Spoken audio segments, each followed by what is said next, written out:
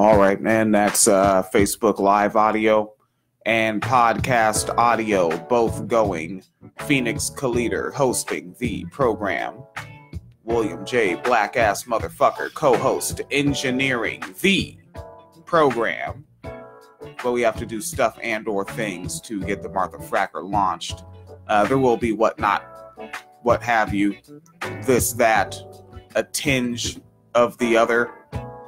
I doubt you are aware of what that means. Now, sisters and brothers, we know we got over by the blood, the sweat, and the tears of sheroes and heroes, some whose names we know and some whose names we do not know. But I will tell you something, we have been here before. Now, the only difference is we got some company, Rev. We got our gay lesbian sisters and brothers with us this time. We got our Hispanic, Asian, Native American sisters and brothers with us this time. I think Dr. Reverend Martin Luther King said we may not have gotten here on the same ship, but we are in the same boat right now.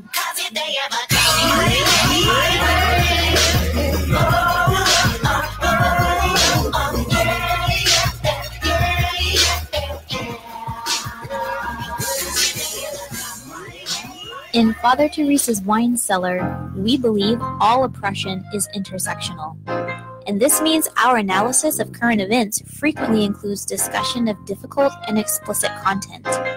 Any combination of the following topics could be included in our show: murder, rape, war, climate change, racism, sexism, violence, sexual violence, homophobic violence, heterocentrism, discrimination and abuse against individuals of nonconformist sexuality, domestic violence, child abuse, child rape, child neglect, elderly abuse, verbal abuse, police brutality, microaggressions, ableism, cyberbullying, genital mutilation, ideological extremism, and people just being total fucking assholes.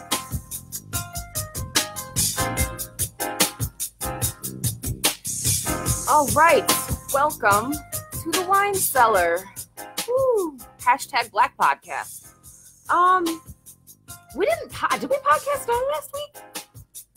I think we did like one day, right? Early in the week. So I just have this never-ending thread of stories, and then we didn't podcast because I was in a bad mood all week because we still didn't have any furniture, but we have furniture now. So, it's better. It's good. Stuff things. We played the trigger warning so I can actually read all my headlines. We have a couple news stories to get to. And then I think William has a thing where he's going to be William and hurt someone's feelings, as he tends to fucking do. I can't afford to hurt his feelings. Wait. Or maybe he just makes too much to afford to have feelings. I can't even make eye contact. I just see my reflection in his monocle. Okay. Holy shit, Tally Logo found the program. Tally! Live. What's that say? It says, of course I can't stay for the live because work. Oh shit. Oh no. Well, don't worry. Benjamin Dixon holds you down. Or does he? I'm gonna get so many fucking angry tweets. I don't give a fuck. I can see the angry tweets coming. I don't care. Which is funny because they're not actually gonna be from him, which makes it all the more whatever. All right, so just some fun headlines. Or does he? Or does. I'm gonna get so many fucking angry tweets. I don't give a fuck. I can see the angry Facebook. Shit. The joys of having a live show. Yes. So hashtag good cops. A Miami cop viciously kicked a woman in the stomach who happened to be 8 months pregnant. Just aside from the fact that we constantly cover stuff like this, hashtag good cops, I just want to point out in this particular story, she was kicked by a female officer. So when we say all cops, we mean all cops, not just the white male ones, all of them. So yeah, going around kicking pregnant women in the stomach, because that's what they do. House Dems are trying to get inclusive with the populace and are attempting to introduce a bill that requires states to have 2 years of debt-free college. What? What's that again? I'm trying to get. Wait, what? Nancy Pelosi and so I think some other niggas from California, Susan Davis, are trying to create a bill that will require states to have 2 years of debt-free college. Wait, debt-free? That doesn't mean tuition-free. No, it does not mean tuition-free. It means debt-free. Yeah, see, that's why I had to hear it again. I was like, something slick is happening. Exactly. Mm-hmm. See, and that's what it's like, folks. I'm not special. I'm not smart. You saw how long it took me to get that? Yes. It takes me a minute. We want a world where parents don't have to choose between college or their kids paying rent, where borrowers do not have a lifetime of debt because of college degree, where race, gender, and socioeconomic status do not determine professional success. So they made a bill that doesn't really make any sense. But won't you still have to pay for books? Yeah, maybe. It's just really giving out more grants and scholarships and shit. It's not like free college, or it's not like tuition-free college. It's, yeah. Grants and scholarships to who? People. Kids who had nice enough households that they could focus and get great grades? I said people, nigga. It's for people. All people matter. Fuck it. All people matter, yes. No child left behind. Race to the top. Got to catapult the propaganda. Quote, it increases investments in financial aid and makes the majority of Pell Grant funding mandatory and creates new incentives that will offer states to offer 2 years of tuition-free community college. Now, peep that. The headline says debt-free. Here they're saying we're trying to give them an incentive to create, which means it's still going to be up to your state to determine how, where, when they use this federal money should this shit pass. So it's still not a guaranteed tuition free. It's Vermont more grants. Is the most likely for some reason. Probably because they have extra money because they have so many black people in prison. Like tens of thousands of black people are in prison in Vermont. I'm in prison in Vermont. I'm in prison in Vermont too. It's amazing. All right, so that's happening. I think it's going to be a shitty bill. It's probably not going to pass anyway. If you missed it, somebody vandalized one of Betsy DeVos's multiple yachts. It was a $40 million yacht. That's just funny to me. I mean, she's not really out anything, but it's still funny to me. No, that was just that was abstract upholstery. Abstract upholstery. Yeah. Fact. Long live the arts. Another LGBTQ murder happened in Jacksonville, which is creating a, quote, disturbing pattern. Jessie Sumler, age 30, is the latest victim of homicide in Jacksonville. According to the Jacksonville sheriff, she was found dead July 19th, the same day trans Orlando resident Sasha Garden was gunned down 2 hours away. These two killings come on the heels of 3 murders in Jacksonville this year of trans women, and another identified trans woman survived a shooting earlier this year. So there's rumors that there might be a serial killer targeting trans women in that area, Orlando, Jacksonville type of area. I haven't heard official confirmation from like authorities or police, but it's definitely maybe something to think about. If we get more details about it, obviously we'll share them with y'all. But yeah, there seems to be a lot of trans violence happening in that specific little pocket of the country right now. Yeah. And and what, it's been along one strip of highway? Well, it's a few different places, but it's in with like a 30-mile radius. Okay, so it's not like one line. Right, yeah, it's not like one line. It's a spread. Yes. But out of 57 murders this year in Jacksonville, 5 of them have been trans people. Yeah. That's a high percentage. 9%. Yeah, considering that there's a lot of fucking people. Yeah. Like, you could be killing any fucking body. Like, I could step out, I mean, to the extent that we know who's trans, you could step out and just start killing and not hit somebody trans, just go busting blindfolded. Yeah. Which, actually, they note here that there have been 57 murders in Jacksonville. 5 have been trans or gender non-conforming people, making them nearly 9% of the city's homicide rate. They also noted Chicago has 290 murders so far this year, but no trans people were reported murdered.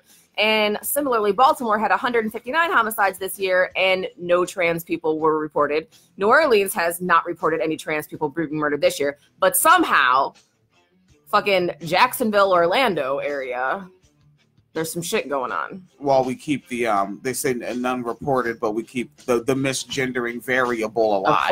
Of course. So yeah. that's going on there. So be careful in general, but particularly if you're in that corner of the world. Let's see, what else do we have? Oh, we're going to get into that whole story about Canada. Oh, GOP Representative Jason Lewis, he had a little like meltdown, I guess, when he was he used to be a shock jock, I believe they call them. He had a temper tantrum, I guess, and said that people who get welfare or government assistance are parasites and scoundrels, and black people have traded one plantation for another. He also was sad that he's not allowed to call women sluts anymore in this day and age.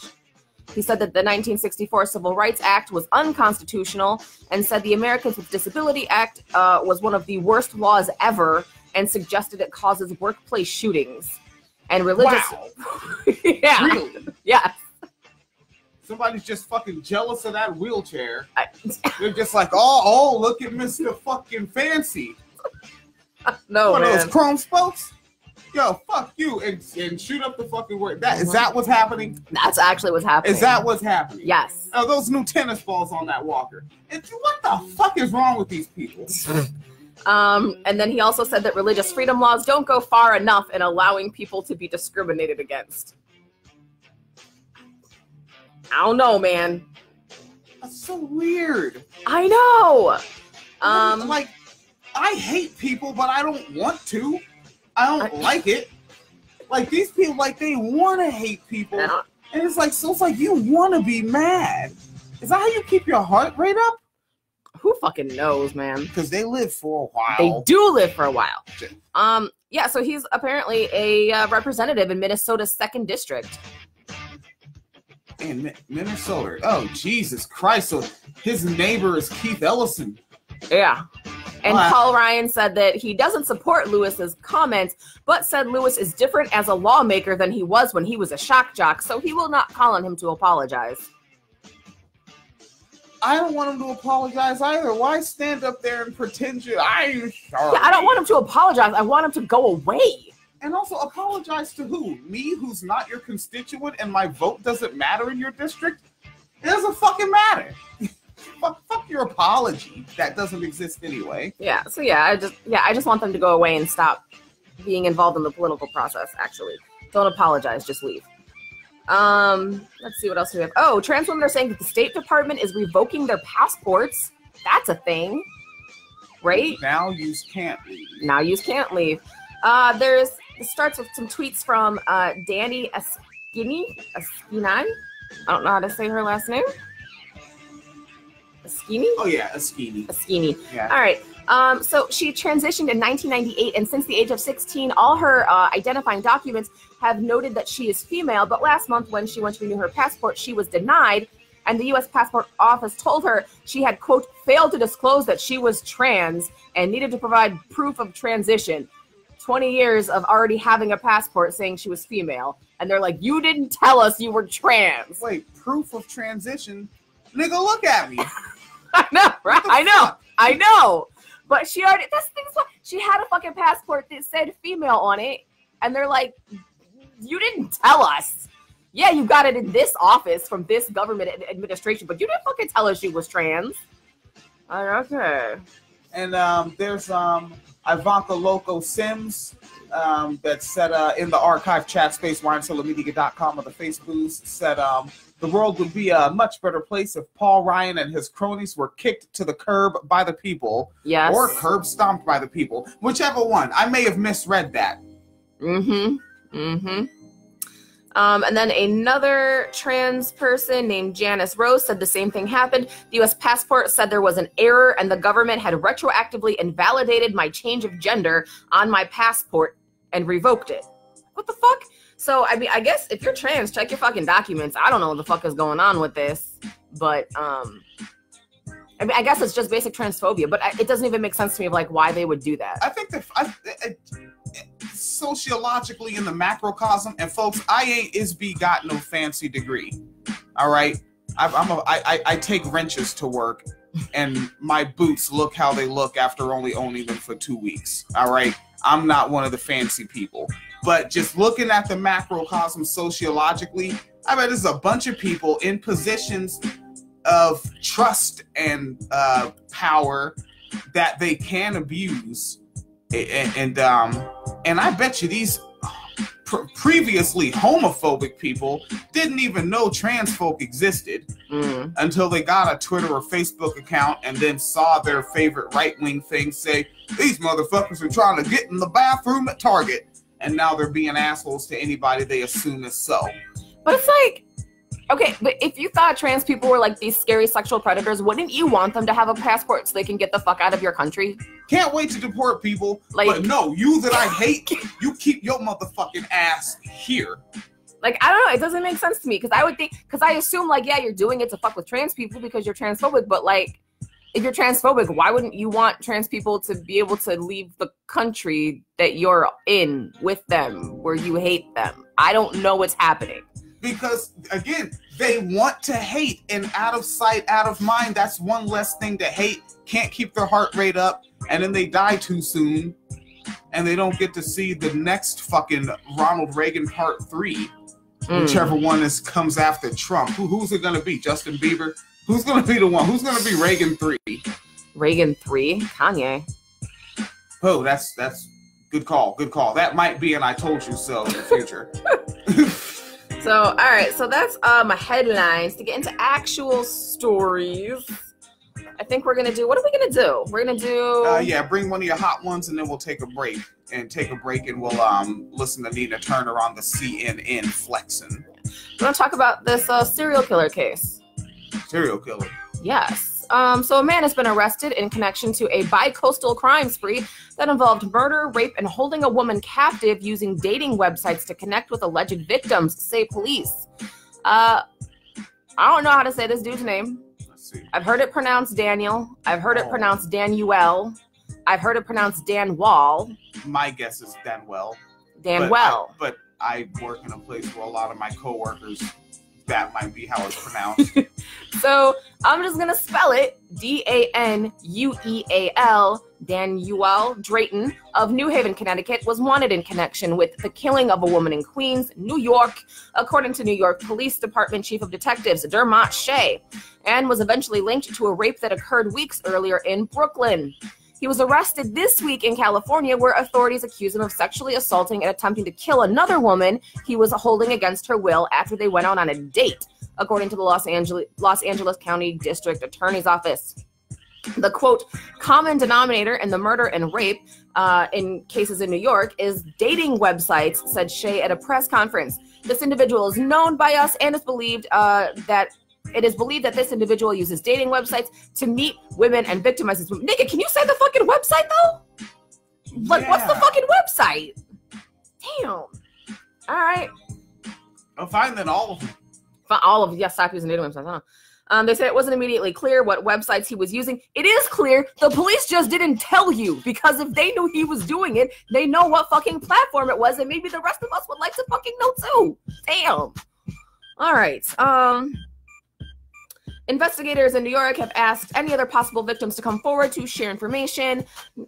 Drayton said that Drayton came to the NYPD's attention while investigating the murder of 29-year-old Samantha Stewart in Queens after her body was discovered July 17th. As that investigation went forward, it came together with a separate uninvolved incident from the 78th precinct in Brooklyn from a rape case. In both cases, the suspect was Drayton, who was then tracked across the country, according to police. Authorities say when they located Drayton, they discovered another alleged victim, a 28-year-old woman, being held captive. According to a news release from the Los Angeles County District Attorney, Drayton strangled and assaulted the woman July 22nd and 23rd after he refused to let her leave her apartment following a date. It is dangerous to be in relationships with men. And in the archive chat space, winecellarmedia.com, on the Facebooks, there was Jay May posted up saying it's so creepy. He was somewhat attractive and seems to be normal. Yep. Fucking creep.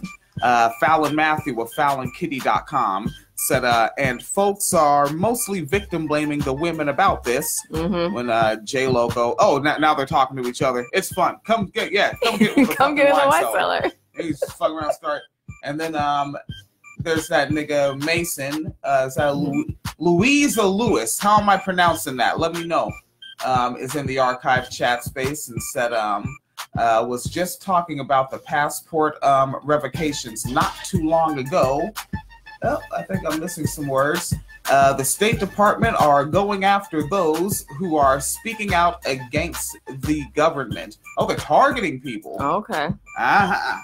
See? More information. Come get in the winecellar.com on the Facebook's archive chat space. Get this information and share what you have, Futhermuckers. And yeah, I think it was Fallon said people were blaming the victim. That's how I actually found out about this case, is because a bunch of ignorant ass people were making tweets saying stuff like, this is what happens when you go on dates with men before doing like background checks, or like, this is what happens when someone made some fucking tweets or some shit like, this is what happens when you refuse to date an ugly nigger. Wait. Like some shit like you should expect to be brutalized by, you know, like a top pick guy because he's attractive and, you know, desirable. So that means something's wrong with him. You should like lower your standards and just date an ugly nigga because they won't hurt you. Which I don't even know what the fuck kind of sense that's supposed to make. Among white people in whiteness, Ted Bundy was an ugly ass dude. Huh? Ted Bundy looked like fucking what is it, Steve Buscemi? Is that what's happening? Is that what's happening? And then also wait. So they're saying this is what was the first one you said you heard? Like this is what happens when you don't do enough like extensive background checks on niggas. Oh yeah, like you didn't do on me. Like really, is everyone doing that? Like who the fuck is? No one thinks before thoughts leave their head. Because I mean that's the thing. Like there's a difference between like, okay, I scrolled their, you know, social media profiles, or whatever, but like that doesn't tell you if somebody's a fucking serial killer or like a rapist or whatever. Like so many fucking people look like normal people and they're horrible, horrible people. Shit, how many cops are wife beaters? NFL players. Shit. Jesus Christ, like how many smiling white women in their mid-20s do you look at and think, wow, she's gonna send little Devontae to prison? Like, people don't advertise the horrible shit they're gonna do because it's socially inacceptable in this fake-ass post so-called Enlightenment bullshit, which is just Europeans handing swords back and forth and playing imperialism games. Mm-hmm. Damn it. Yeah, so yeah, people just being ignorant as shit. All right, so he refused to let her leave the house after a date. And Samantha Stewart, the first victim's father, told CNN right after he committed a gruesome murder here and destroyed my family, he went to California just to almost do the same thing. Yeah, this is fucking wild. So, of course, what's interesting here is, as far as I know, all the victims involved are black and the suspect is black. So, unfortunate. But Fallon Loco said something that I need to be finding. Said Ted Bundy has a cult following of white woman lady feminists as well, and they stand him during the trial. And some folks may not know because this song is from 2000. When someone says standing, that's based off of an old Eminem record about a fan named Stan. All right, so like, so they're Stan. Jesus Christ. I remember reading about that during his trial. His fiance testified on his behalf during his trial. Like, he was literally on trial for raping and murdering women, and his fiance's like, but he's the sweetest man I ever seen. Like, fucking got on the stand and fucking defended his ass. And so also, if she was alive to be on the stand, she didn't get murdered by this man that she didn't pre-screen. Correct. Well, you know. See, I wish I had that fucking Tyra Banks clip. Because remember she used to have that like TV show, like it was like a morning. I know she had a show, but it was like one of the segments they had was like about women and dating and like trying to keep women safe. And this chick is like, I never do any background check at all. Like I don't check anything because I can just look at someone and like know if they're dangerous. And I was like, that's not like you should at least look at their social media or whatever, you know. But she's like, I can just look at someone and tell if they're dangerous. And they were like, hey, and they gave her like pictures of, I don't know, maybe like 10 or 20 dudes. And they were like, can you pick out the serial killers? And she's like, I think this one, this one, this one, and this one. She's like, I can just really tell. And then Tyra Banks is like, joke's on you. Everyone in this picture is a killer. I was like, ah!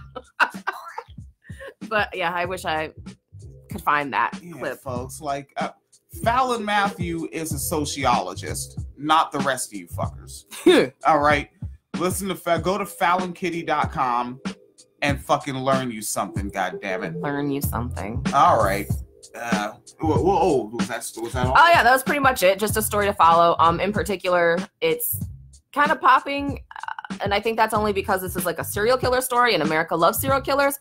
But I think otherwise, the fact that his victims were black, it would not be as relevant if it didn't have that spin to it, which makes me sad. He said it would. Wait, are you saying it would be more relevant if these was white woman ladies? Oh, if they were white women, it would absolutely be more relevant. It's only relevant that they're black because he's a serial killer, and serial killer sells as a headline. And there's probably some white people out there just excited that there's a fucking nigger out there killing folk. Look at that there. We told you. We told you. Very dangerous people. We told you the killer niggers were out there. And they're gonna get you. All right, so trying to bring back the old deal where I fucking play the breaks on the program, you know, and then that also gives us a chance to quite literally take a break. I'd like to sip of water, and and you get to hear something that I heard that I thought was dope. This is Nina Turner on the CNN. I might get the full clip later, but they were talking about race and class, and Nina Turner disagreed. All right. Oh, she said something racist, did she? Yeah. Yeah. Well, I want to check with Imani Gandi first. Make sure it was racist.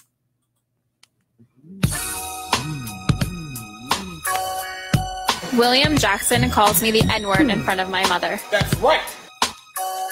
That's weird. I creep under the shadow, the foggiest mist, and leap up into battle. The plot is intense. I leave a nigga rattled. It's hostile intense. So please don't be baffled at how I mob up in this. Now I present masculine as he when y'all see him. A man, but don't confuse me with Paul either. They call themselves Mick Chow. What I'm saying is that we have become numb to some of the very real challenges in this country that are being exacerbated by this president. But he didn't invent racism. I'll be the first one to say that. But to have people who are not black and brown to be cavalier around this panel, I am highly offended. Okay, well, I am just highly offended by this. All I'm asking is that we don't make it only that. The United States of America is not only that, but that is part of it. That was all I was saying. Was this country, did this country enslave Africans? Did this country take away the land of the Native Americans? Did this country have Jim Crow and black codes? That's not in my imagination. No, it's not. And still, there are articles that are being written right now that still says that it'll take about 228 years for the average African American to catch up with the wealth of the average white person in this country. And we all have to care about it. So it is race and it is class. But to say that our country, the country was founded on racism and bigotry, David, and it does. America's specialized. Black men are being shot. Oh my Lord! Say it specializes. It specializes in it. Dope. I'm gonna use that in my vocabulary now. I'm gonna go around to people and be like, "You're so dope." Man, Lisa Loco was getting out there with StarMetalGames.com. All right, several games, the Blacksmith, and these are downloadable video games for your smart device, Apple or Android. StarMetalGames.com with Lisa Loco, fully launching December 2018. It's Moral Monday, and you're in the wine cellar. So I was getting coffee, minding my own business, and a guy grabs my arm. Really? What kind of guy? A tall, serious black man. Bald. Bald, like in a very sexy way? Yes. You know him? No, just painting a picture. I can... The news is a shit show these days, and we're here to give you a break from the white supremacist media bullshit by bringing you the shitty news so that you can feel less like shit because you know the people discussing all the fucked up shit give a shit about you and the shitty situations you deal with every day. So shit. Pour yourself a glass and settle in for Father Teresa's Wine Cellar. Slow with traffic on the road built by the state. A libertarian with Uncle Sam's license plate. You're not carving a new path, you walk on a tracked line. You go with the green light and stop at the red sign. Rugged individual is what they claim as they sneeze. Spaghetti arm, soft skin, gamergate dweeb. Internet neocon 4chan troll. Delete and block on the spot is where your spam goes. Y'all can't straw man of your dishonest shows, but we'll troll you right back by making comments close. Black Petty Jack, I do it straight out of spite, cause I like to see you whine about how they're taking our rights. SJWs delete what I speak. Political correctness is keeping us weak. They want to take my fun and my freedom of speech. Ain't nobody trying to hurt your little legion of geeks. We got issues to cover black bodies in the street. Right. WineCellarMedia.com, PayPal.me/Phoenix and William, Patreon.com/WineCellarMedia Fund.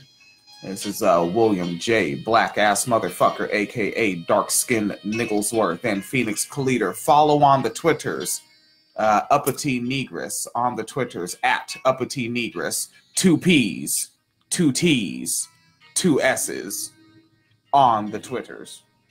All right, what in the holy heck darn else is going on there, Chief? What's going on is my shit is not loading, and that's like a situation. I think your shit is supposed to unload, not load. Wow, really? That's right.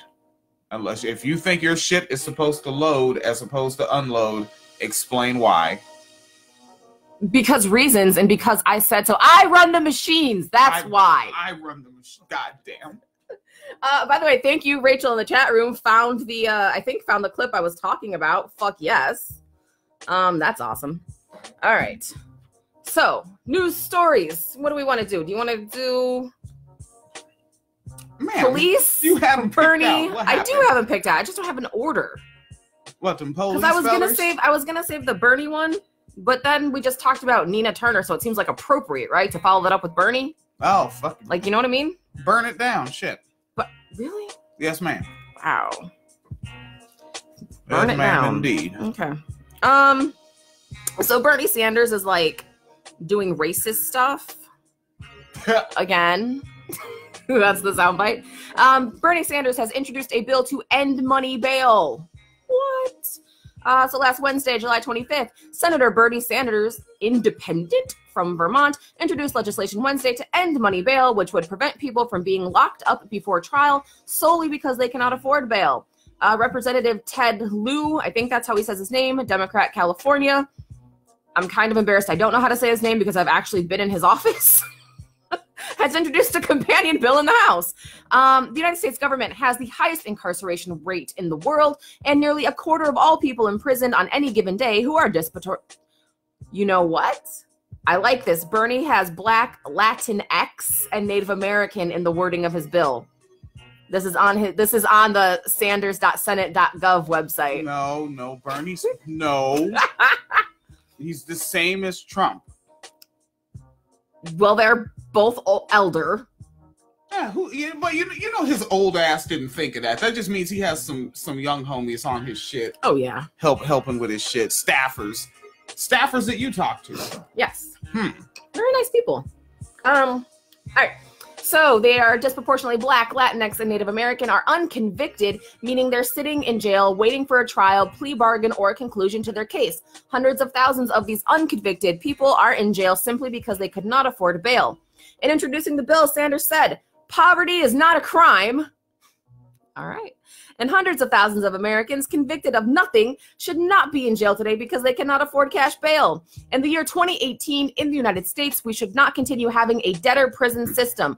Our destructive and unjust cash bail process is part of our broken criminal justice system and must be ended. Yep. Bernie's racist, yo. I think that was yelled, not dictated. It was yelled. Yeah, he just fucking he found out that voice to text existed and broke his fucking phone. Let me be clear. Poverty is not a crime. No, you're not clear. You pop the fucking foam out the microphone, you fucker. It's not clear anymore. You loud ass. Nigga does not have an indoor voice. He does not have an indoor voice, man. He's like, fuck, I'm just old enough. I don't have to have an indoor voice. This isn't fucking kindergarten. Fuck that shit. Yeah. He continues. The money bail system is irrational and dangerous. People who are not at high risk but are poor remain incarcerated, while people who may be dangerous are set free if they have the funds. It's maddening to see that with money, people can buy their freedom, while poor defendants languish behind bars while awaiting trial. Oh, that was a quote from Lou. I'm grateful Senator Sanders is introducing a bill that moves to end our justice system's reliance on money bail. I previously introduced legislation in the House that addresses the issue and look forward to working with Senator Sanders on this. The money bail system warrants sustained outrage because America should never be a nation where freedom is based on cash on hand. Sanders' bill, the No Money Bail Act of 2018, it's a very fucking straightforward name, isn't it? It's a lot different than pro-life. It's a lot different. No Money Bail Act. All right. Would formally end the use of secured bonds in federal proceedings, provide grants to states that wish to implement alternate pretrial systems to reduce their pretrial detention population, and withholds grant funding from states who continue to use money bail systems. It would also require a study 3 years after implementation to ensure the new alternate systems are not leading to disparate detention rates. The U.S. spends nearly $14 billion each year locking people up without a conviction. Cities and states could save substantial amounts of money by ending cash bail systems. It costs $75 a day to detain someone, but only $7 to supervise them within the community. Additionally, for-profit companies make a fortune off poor defendants. The pro-profit bail industry makes well over $1 billion each year, and the United States is only one of 2 countries of the world that even allows for-profit bond companies. Of fucking course we are, because we're a goddamn corporation. Sanders' legislation is supported by the ACLU, who is obviously racist, and the Brennan Center and Color of Change. Obviously fucking racist. Don't let them fool you. The color's in the name. Money bail punishes people for being poor, says Priva Raghavan, counsel in the Brennan Center's Justice Program. It's a system that entrenches inequality and encourages unnecessary incarceration. The legislation induced by Senator Sanders is an important step towards eliminating wealth-based systems of pretrial detention, and an approach that we call for in our recent criminal justice agenda. And anybody that hates populism, like Bernie Sanders populism, who's not white, get away from non-white people that were making over $50,000 a year in their 20s. They don't have your best int in mind. That's a bad echo chamber. Now, I'm not going to front. It's functionally, as far as like the privately owned social networks go, I'm in an echo chamber. Yeah. You know, that might be part of why when I seek my media, I seek shit I disagree with, you know, to get that tension that I can fucking take and bring to this program. But yeah. Get away from them class privilege niggas. Yeah. Like they don't give a fuck about you when they talk that bullshit. Like, and something else, like heads like us, we knew, and I know this sounds condescending as shit, we knew Sanders existed years before this. Like when he threw his hat in the ring, we were like, get the fuck out of here. Really? Okay. I think that was actually even a joke on the Napoleon Dynamite or some shit like that. Oh, I don't know. Yeah, like some old comedy movie. Like somebody was like, who do you want to see run for class president or some shit like that? Bernie Sanders. Bernie Sanders. And that shit, that was like fucking like 2008, 7. Yeah. Yeah. Yeah.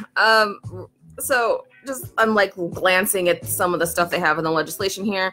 Study after study has shown the average American cannot come up with $400 in an emergency, and people in prison tend to start out poorer than most other Americans, with average earnings of less than $20,000 annually prior to incarceration. If you're making that little, chances are you do not have $1,000 set aside in case of emergency, including a bail emergency.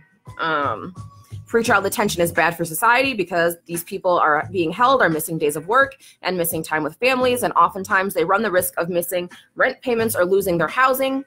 Studies have shown people are more likely to take a plea bargain just to end pretrial detention. For example, in the city of New Orleans, they collected $4.5 million in bails, fines, and fees, but spent $6.4 million detaining people who couldn't afford to make bail in 2015. The for-profit bail industry makes between 1.4 and 2.4 billion each year.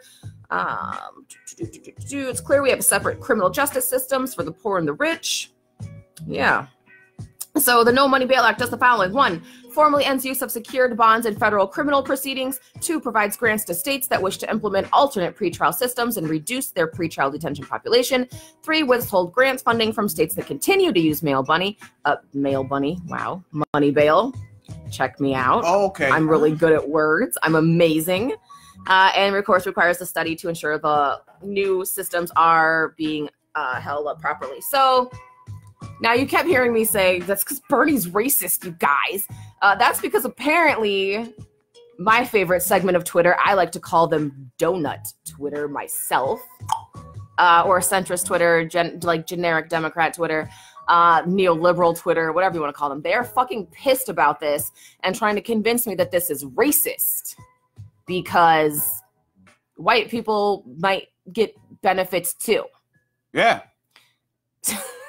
That makes it racist. I mean, like if black people get the same thing white people get, that's fucking racism. It's fucking racism. Remember, separate but equal? Separate but equal. Okay, racist. Uh-huh. You don't understand, do you? Mm-mm. Like, I do not. When white people were serfs and then black people were bought in as slaves, that was racist. Yes, it was racist for black people. And for black people. It was also Now, somebody might not get the satire here. I'm not trying to make sense because they're not trying to make sense. That's the deal. They're not trying to make sense. They just want to say the few key words. Like the key words are, and it's also to conjoin words together. Right. Like Bernie Sanders always needs to be next to the words misogynist and racist. Right. Those three words always have to be near each other. They don't have to make any sense. It could be the misogynist sandwich was on Bernie Sanders' racist boxcar. As long as those words are near each other, that's all these folks are trying to do. Yes. So yeah, because apparently, so he's racist because this is going to help white people. But then, of course, these are the same people who are trying to convince me that free college is racist because it's going to also help white people. And I'm like, I don't know if y'all fucking know about food stamps, but by your logic, we should eliminate food stamps because they also help white people. I think we should maybe keep that just in general. I also think that, cash bail is kind of a shitty thing and it's absolutely racist and disproportionately affects poor people and all those things. And then, of course, they're like, but Kamala Harris already proposed this. He's biting her style. They didn't actually say biting her style. Wait, Kamala Harris, did you look at what she proposed? Yes, I did. Oh, shit. All right, Kamala. See, because Kamala Harris is almost black. So whatever she did is not racist. It's not racist. She's Merkelish, right? Yeah. Wait, what's the name? Wait, I said Merkel. That's like the Germany chancellor. Who's the motherfucker with the Markle? Prince? Markle. Kamala Harris looks like she's like light skinned black and like part Indian. So she's just sort of like ambiguously whatever. Naturally tanned Becky. Kinda, yeah. Look, yeah. I mean, the fact that like her behavior doesn't help. Like she's always like doing that corny shit. Like it doesn't. Like she was doing the fucking like the Wakanda salute and shit. But her husband's white, and I'm like, I can't. Like. Oh, so you're with the CIA agent. You're with the colonizer doing the Black Panther salute. I'm like, it's not working, sweetie. Yeah, stop it. Tacky. So Kamala Harris worked with, of all people, Rand Paul to reform bail last year. All right, this is already the least racist thing ever. And they wrote an op-ed in the New York Times about it. What? My bad, just jumping in on it, because Rand Paul is the fake libertarian we all love. Yes. And Donald Trump was loved by fake libertarians that like the fake libertarian we all love. Yes.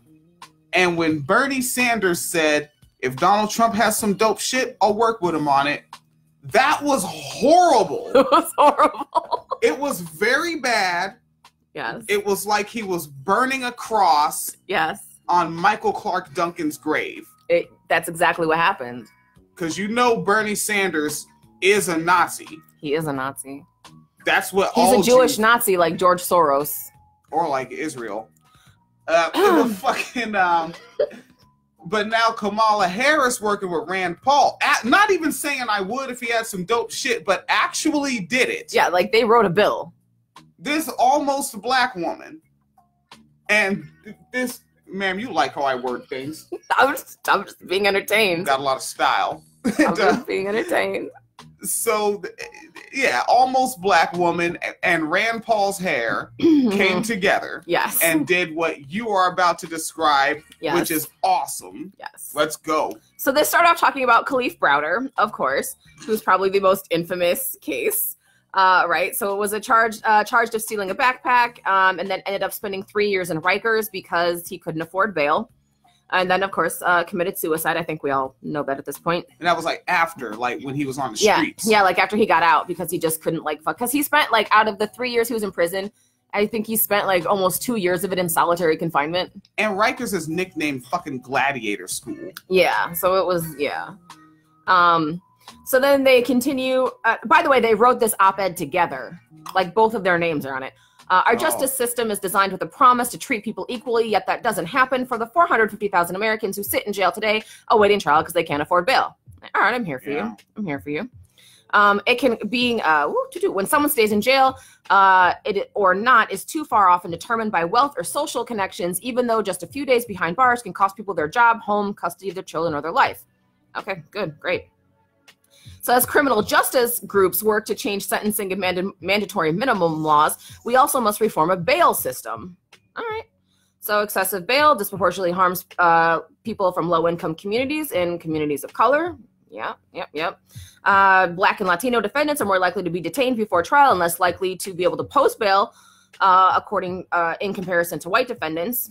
So far, they're like Megyn Kelly reading stats. Right. Yeah. Like there's a lot of numbers in here. And I mean, like straight up, like 9 out of 10 defendants who are detained cannot afford bail, with which can exceed $20,000 for even minor crimes like stealing $100 worth of clothing. Meanwhile, Black and Latino defendants are more likely to be detained, and Black and Latino men respectively pay 35% more than 19%. Oh, that's a fucking weird sentence. Black men pay 35% more, and Latino men pay 19% more in bail than white men, is what it actually meant to say. 35%. That's only 15 from 50. Yeah. Yeah. This isn't just unjust. It also wastes taxpayer money. People awaiting trial account for 95% of growth and from the jail population, and it costs $38 million every day to imprison these largely nonviolent. We're still going. Just like, more stats. We haven't gotten to the actual bill yet. This is their op-ed. This was their selling it to the public story, by the way. Yeah. Hey, here's a bunch of shit that you probably saw on a blog.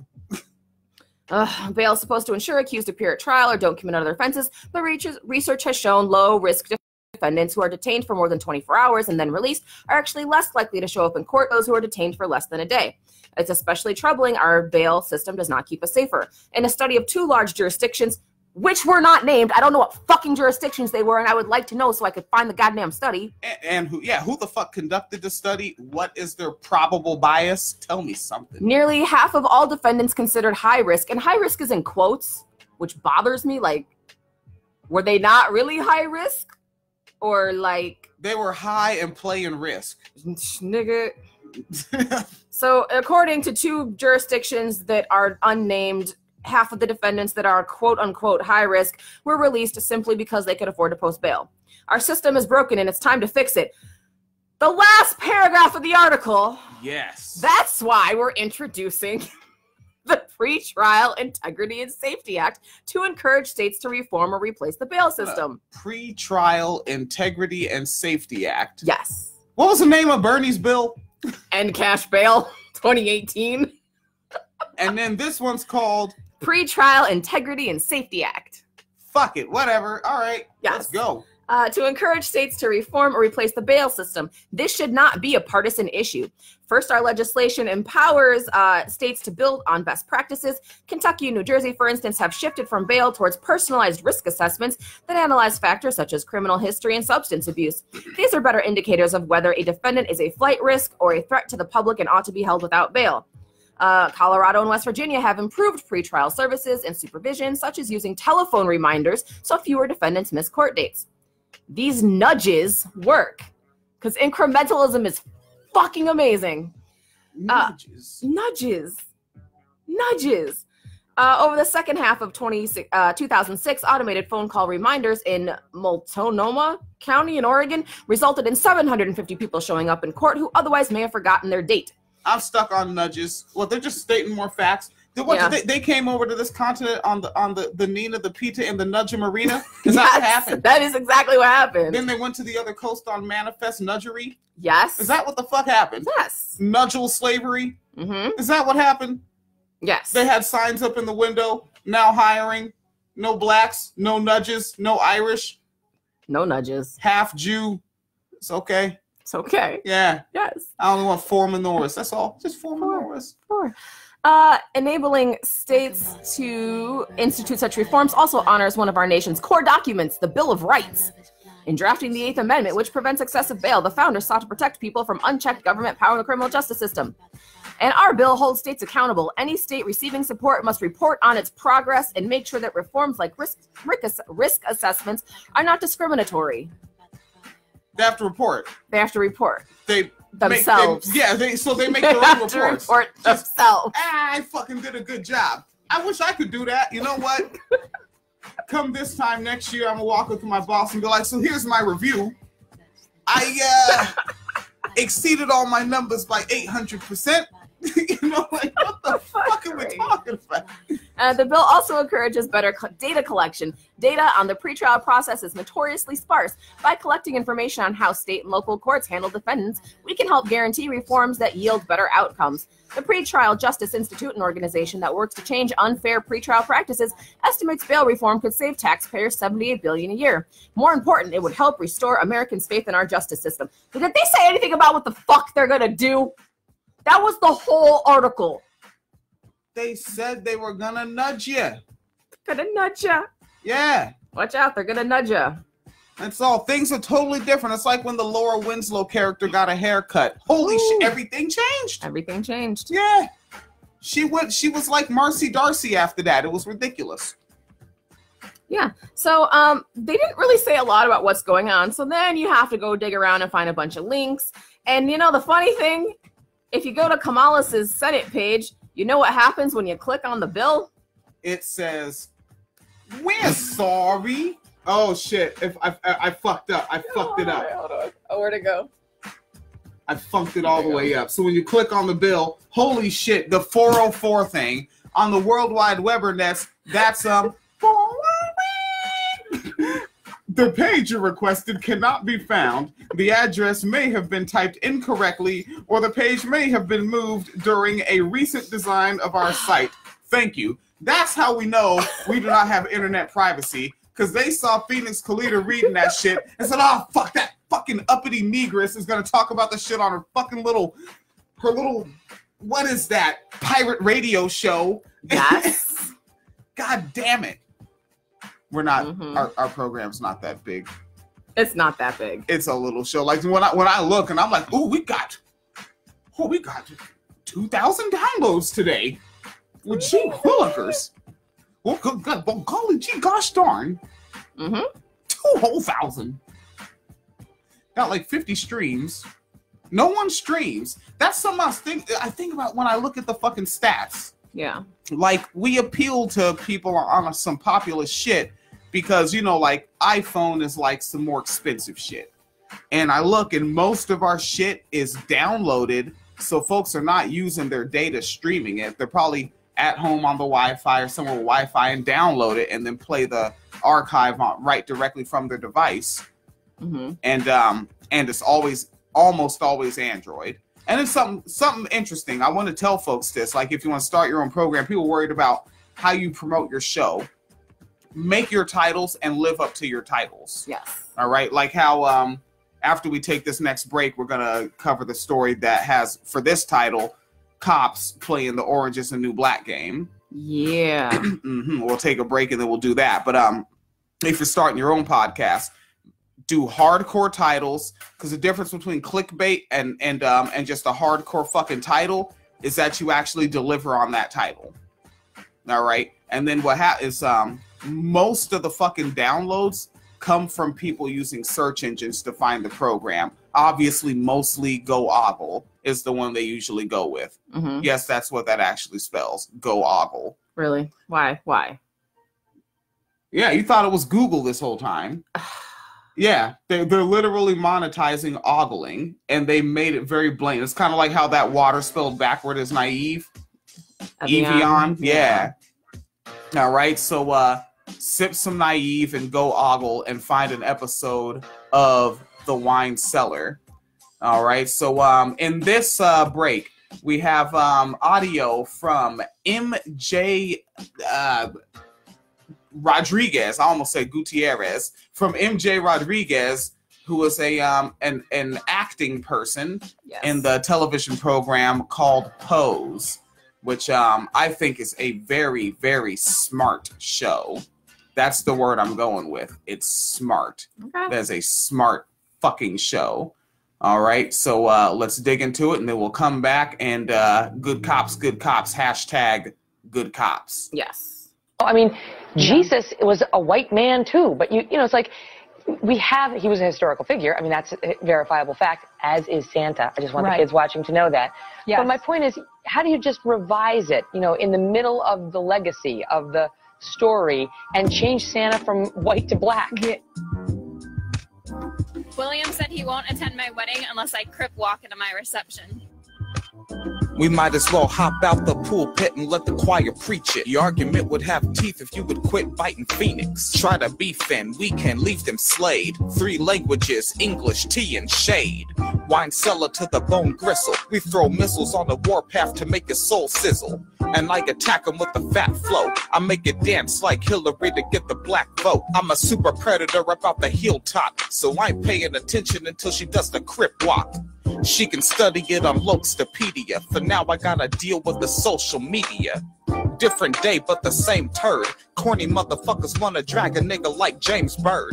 With your clickbait schemes and plans. With niggas like you, who needs the clan? Something about you is seeming fake. I speak 3 languages, English, tea, and shade. Coming at me with your weak brigade. I speak 3 languages, English, tea, and shade. And I don't care what your people say. I speak 3 languages, English, tea, and shade. So memorize it and repeat the phrase. I speak 3 languages, English. It's Moral Monday, and you're in the wine cellar. Gender is a social construct, but so is race. And that still doesn't make it okay for white women to play Asian women. Still doesn't make it okay for cis people to play trans people. It's not like you're doing us a favor because you're flicking your nose essentially at an entire demographic of people who are telling you we are not okay with this. And we're more than capable of not only telling our own stories, but telling stories in general. If this is a way to challenge yourself as an actor, then I think you should let us challenge and play some cis roles. We've been asking for it for a very long time. It's something that we have always been able to do because we understand the experience of a woman. I've played cis roles before, you know, but I haven't played that many. I've wanted to play more. And I haven't played them to a demographic that is higher up or to a demographic that is widespread. I haven't gotten a chance to do that. And if someone can do that and play our roles, then I think it should be allotted to us to play the roles that we know we're more comfortable with as well. I mean, what is a cis role? You know what I mean? Like what we are conceptualizing as cis roles is like just somebody playing a role and telling a story that has nothing to do with their gender being dissected. I think we just want to like tell stories that aren't always specifically about our experience as trans people. We want to tell stories that really investigate what it is to be a human being and have those human experiences with love, with family. But Pose is different in that it investigates it through like the gaze of our experience and like also family and love and what that is for us because of the way cis people influence it. And Lisa Loco is getting out there with starmetalgames.com. All right, several games, the Blacksmith, and these are downloadable video games for your smart device, Apple or Android. Starmetalgames.com with Lisa Loco, fully launching December 2018. Dissonance.wordpress.com. Now all these new school kids on the digital stage, you panter in the circle cause you're sitting afraid. You don't say what you really think all of the time. You pay attention to the trend and you follow the line. Now you can't even tell that you're rolling with busters. Don't go with the crowd, homie, go with the justice. Keep it consistent, even when it gets a little backlash, even resistance. Popularity responds to gravity. What goes up comes down quite rapidly. So don't be popular, don't be fashionable, just be honest, cause that's admirable. Now I have to go right about the dough. But just one more thing that you should know. Despite Occam's razor, I kinda like people, even when I have to tell them that I'm trilingual. Something about you is seeming fake. I speak 3 languages, English, tea, and shade. Coming at me with your weak brigade. I speak 3 languages, English, tea, and shade. And I don't care what your people say. I speak 3 languages, English, tea, and shade. So memorize it and repeat the phrase. I speak 3 languages, English, tea, and shade. All right. And taking a look back at the archived chat space, winecellarmedia.com on the Facebooks. Check it the funk out. There's Rachel Loco, who participated in the name rhyme deal, posted a link to the Tyra Banks that Phoenix Kalita was talking about. And Jan Loco, reader of books of reader, said back in the day, what is it? An amendment 2 here in Colorado, the equality for LGBT, etc., was, quote, special privileges, end quote. And Hotep Mike said, so legislation to lower jail detention time for everyone, excuse me, and continued saying, people are saying it's racist because white people are added to. Yep. Yeah. Yeah. Yeah. Hey, if white people are doing something, it's racist. Like Robert Green Ingersoll, when he was drawing all those crowds and talking anti-racism and speaking against the Confederacy. Fucking racist. Fucking racist. And like that's the thing that kills me though, is just by like, even though people of color are often like the disproportionate targets of things, like there's always going to be white people who are getting fucked over by white supremacist capitalism. You know what I mean? So it's like impossible unless you make it very like race specific, which would still be, I think, almost impossible to enforce. Not that it would even fucking pass because reasons, but like, yeah, we should maybe help them too. I don't know. Yeah, you know, even with this program, and folks have heard shit that we say on this program, and hell, we do Becky Lives Matter segments. Yeah. And the most racist thing happens to us for doing that. The majority of Wine Cellar Media funding comes from cis and trans white women. Yeah. Very racist. Fucking racist. What are you gonna do? You're just gonna fucking help keep this show alive and help pay bills around here? Are you shitting me? You know how fucking racist that is? That's incredible. It's like the most racist thing that I've ever heard of in my life. To find the Black podcast? Yes. And damn near reparate it? Yes. It's very racist. Fucking but yeah, it's just, racist. It's fucking wild to me. Like, well, but you know, yes, right now people of color need the most help, specifically speaking, when it comes to social programs. But like, yeah, white people benefit too, so let's not do it. Like, that's fucking wild to me. But you know, that's the thing though. I said like there's fucking inconsistent, because they'll say that free college is racist, but I've yet to hear one of them say we need to cut food stamps. I ain't heard a nigga say that yet. Yeah, publicly. They're working on it. Shit. Best believe they're working on it.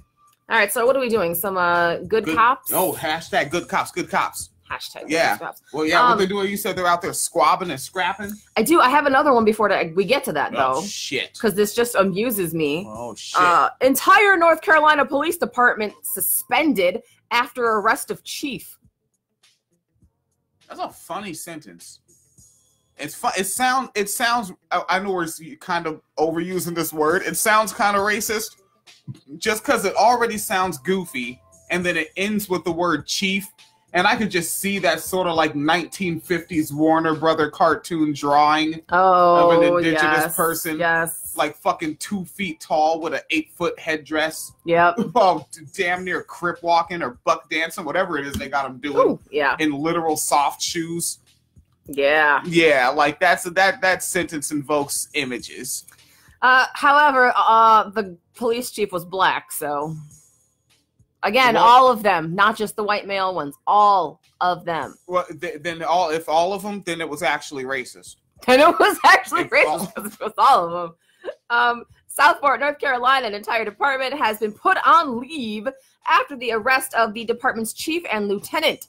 The Southport Police Department's police chief and lieutenant were arrested Thursday for, quote, allegedly moonlighting as truck drivers while officially on the clock at the police department.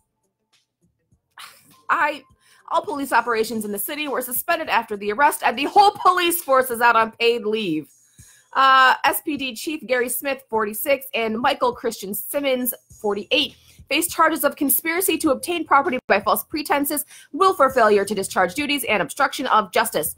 Smith and Simmons are accused of driving overnight shifts for a trucking company while on the clock at the Southport Police Department.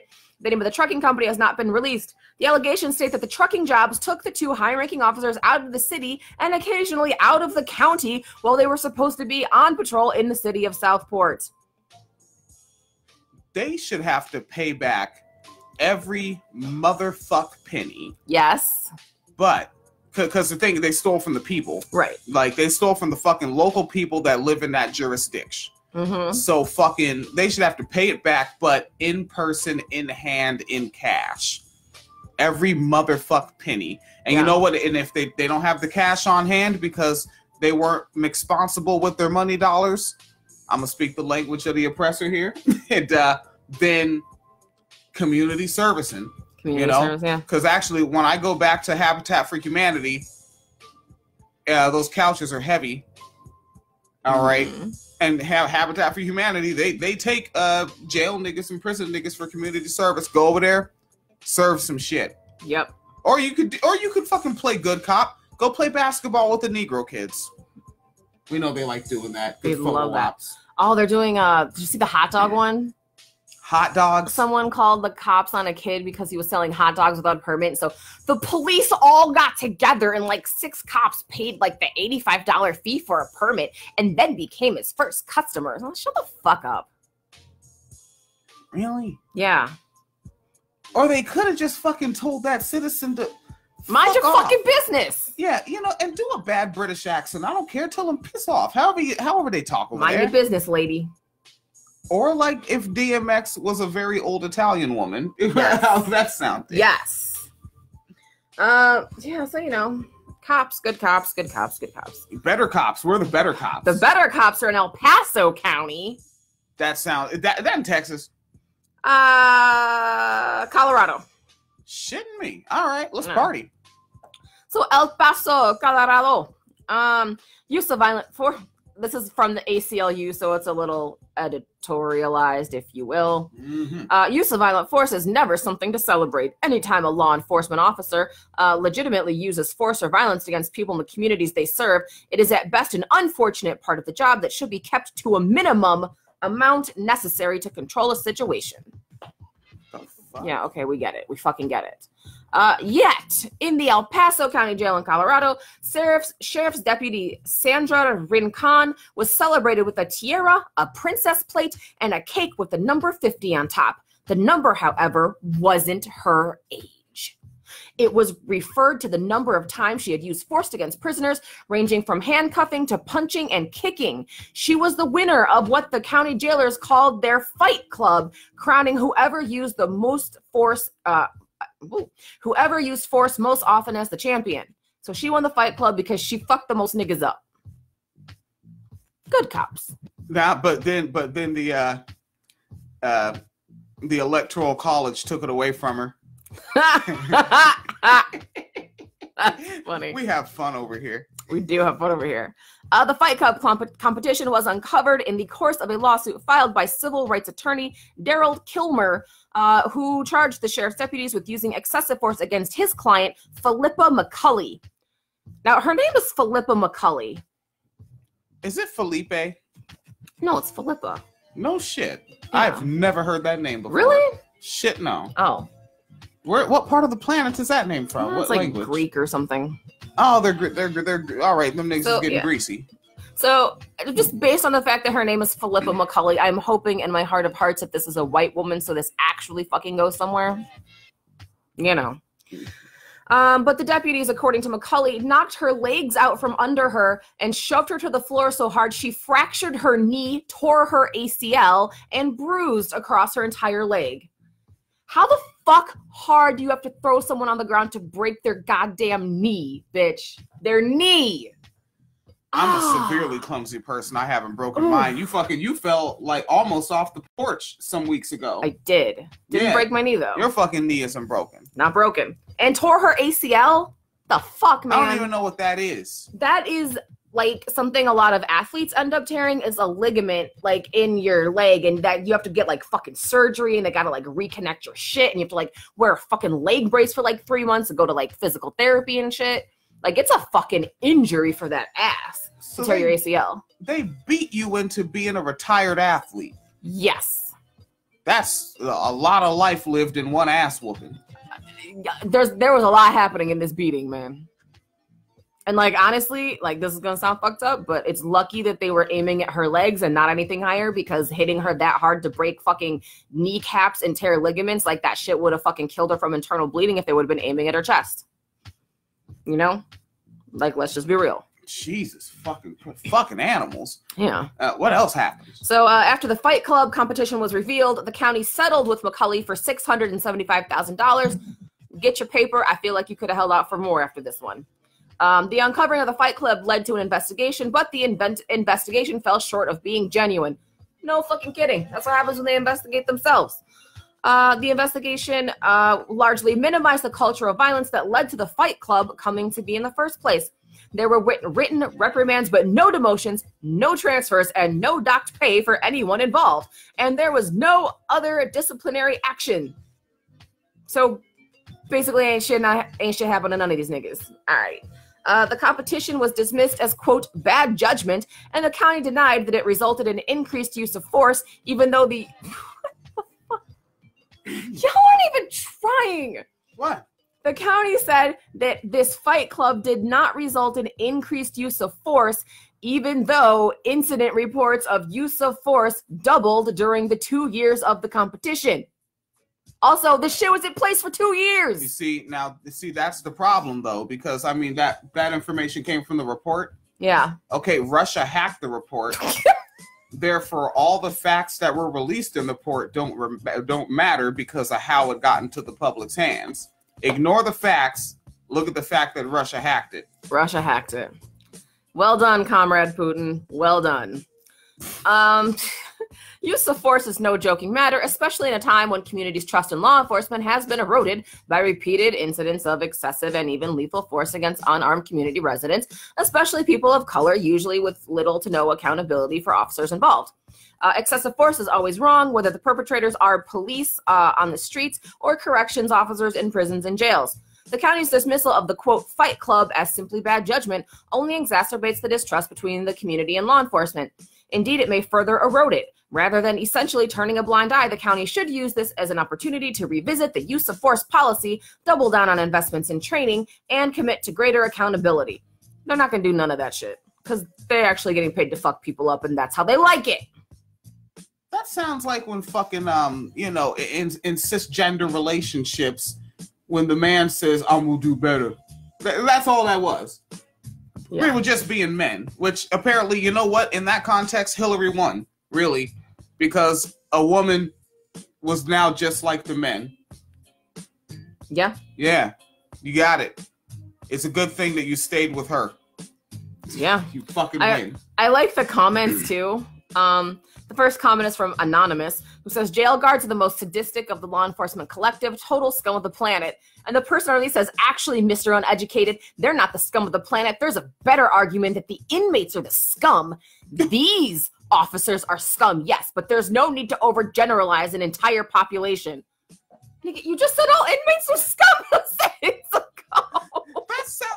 That juxtaposition of the first one to the second one sounds like when a certain comedian had a bit talking about what to do if your pony bites, which is a very privileged thing to be looking up, and someone said if they bite you punch them in the face, and someone else said, oh man, I would never punch my pony in the face, and the next one said people who don't punch their ponies in the face make me sick.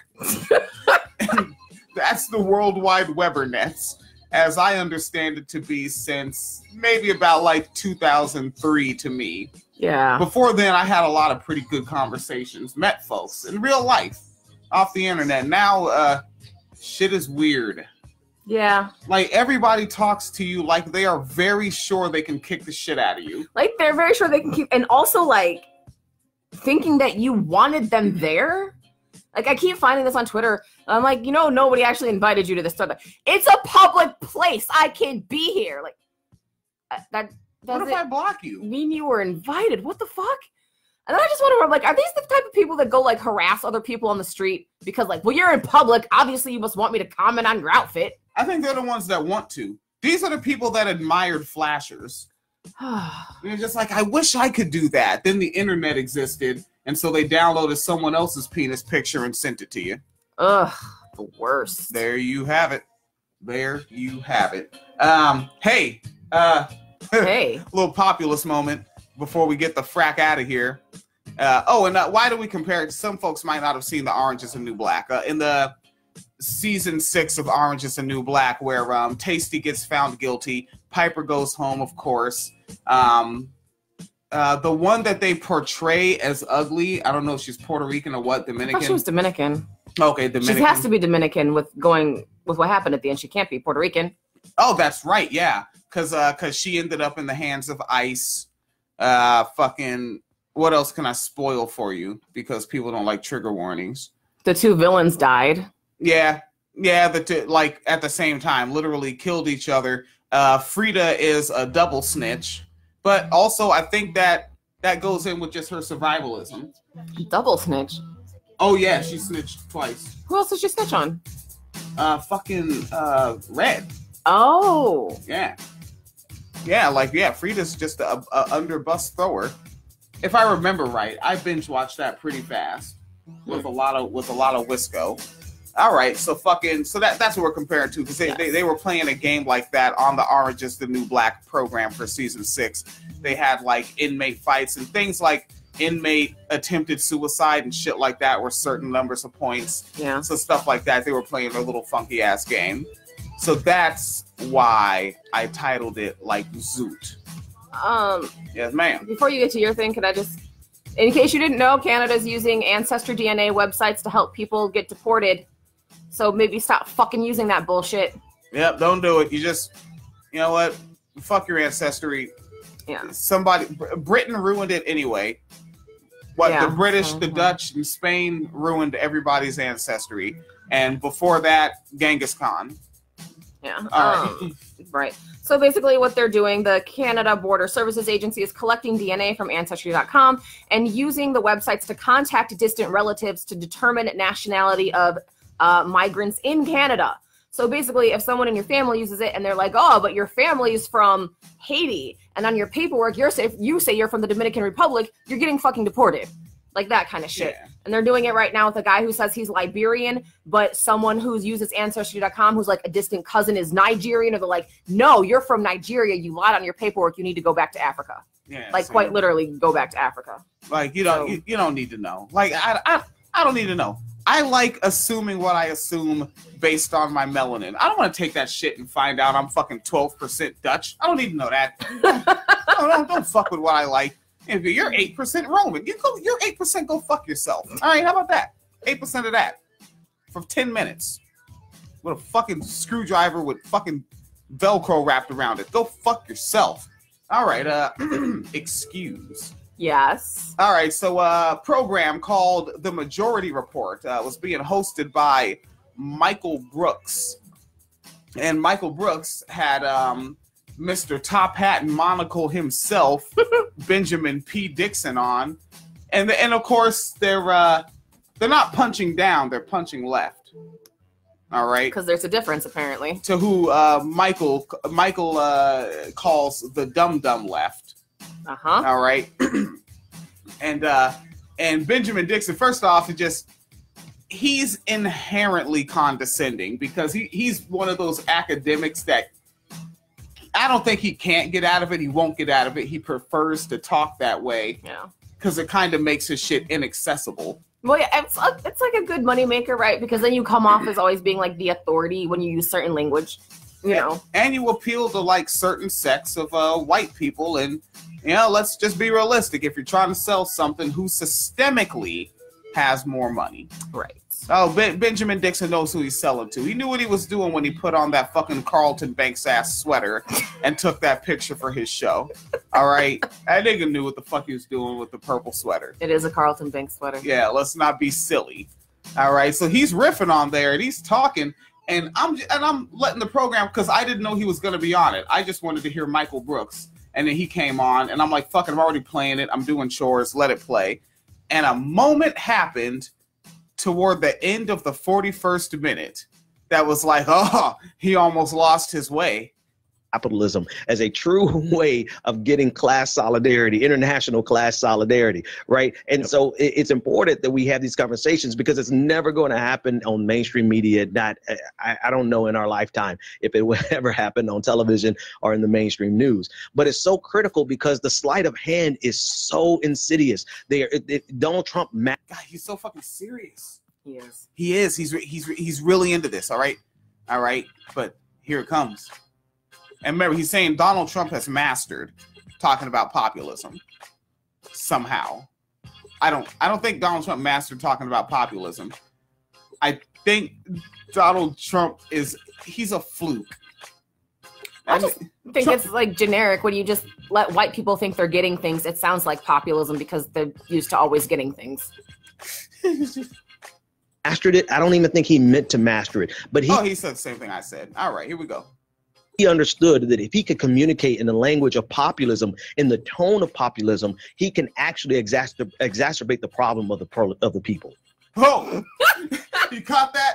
He could actually exacerbate the problem of the people.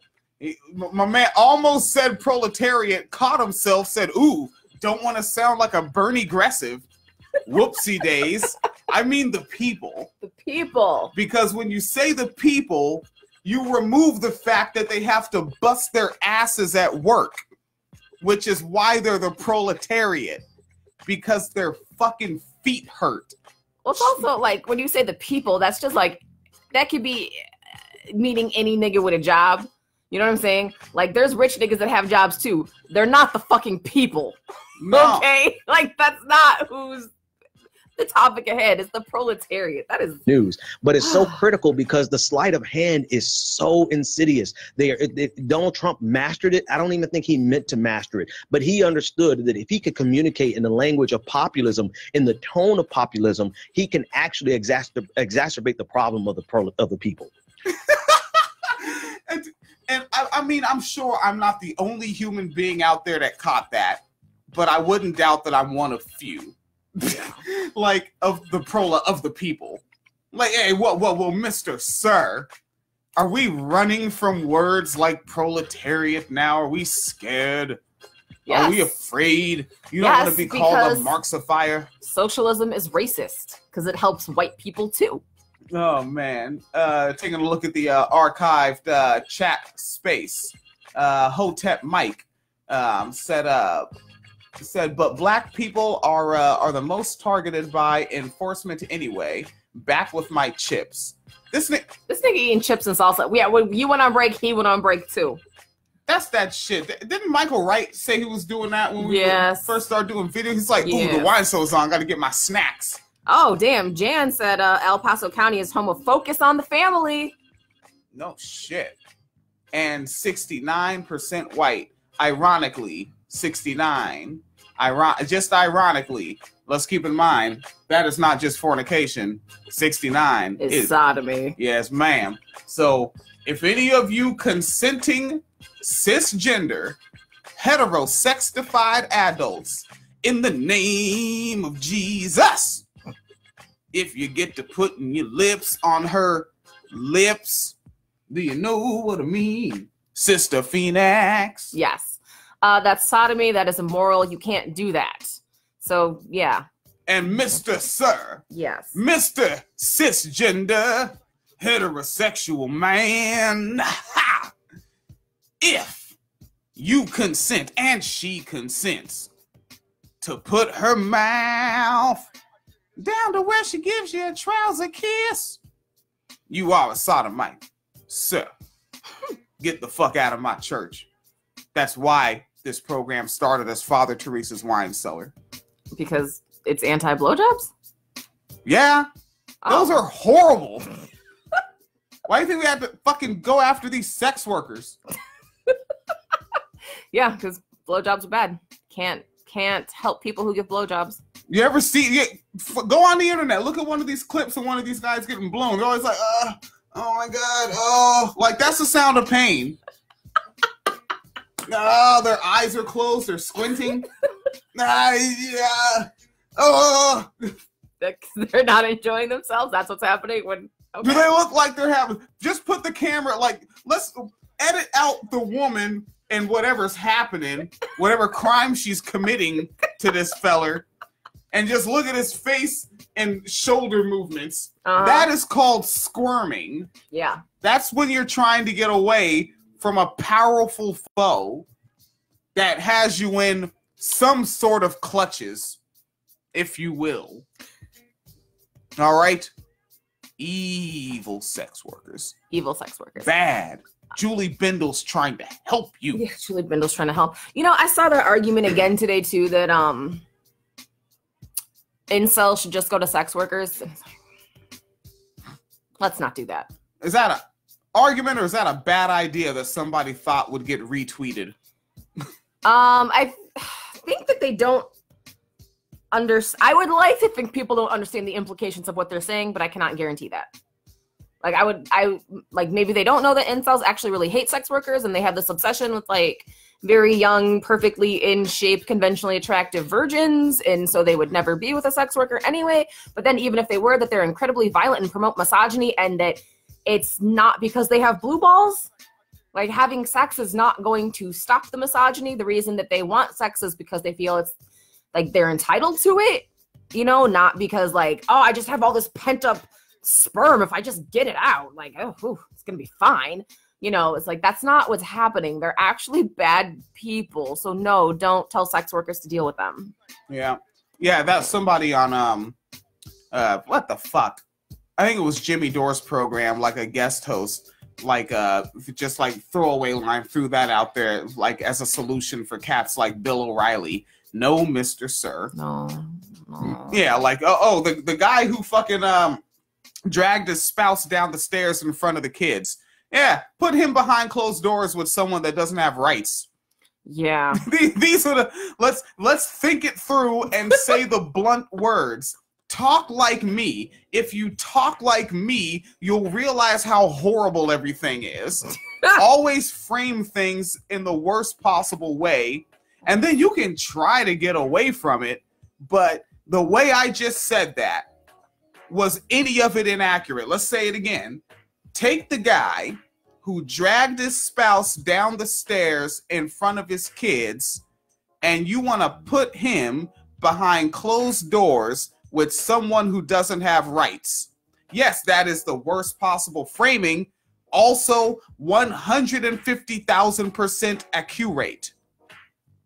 Fact-based facts. True. WineCellarMedia.com, PayPal.me/PhoenixandWilliam, Patreon.com/WineCellarMediaFund, and Jan Loco, reader of books. Last comment in the archive chat space. Lots of military retirees talking about El Paso County. Yes. All right. And that'll be that. Facebook Live. Have a good one. And